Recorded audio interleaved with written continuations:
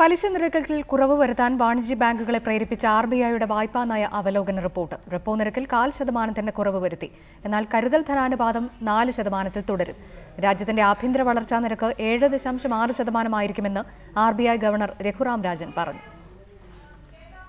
വായ്പാ പലിശ നിരക്കിൽ കുറവ് വരുത്താൻ സാഹചര്യമൊരുക്കുന്നതാണ് റിസർവ് ബാങ്കിന്റെ നടപ്പ് സാമ്പത്തിക വർഷത്തെ ആദ്യ വായ്പാ നയ അവലോകന റിപ്പോർട്ട്.